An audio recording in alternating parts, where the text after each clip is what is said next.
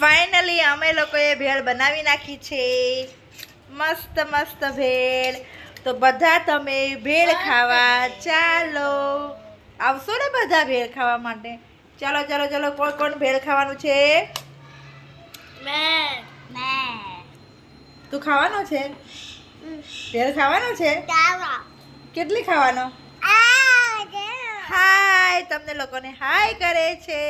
અમે લોકો મસ્ત મસ્ત ઇવનિંગમાં સ્નેક્સ કરી રહ્યા છીએ. કેવી સરસ મજાની ભેળ છે, એકદમ ટેસ્ટી.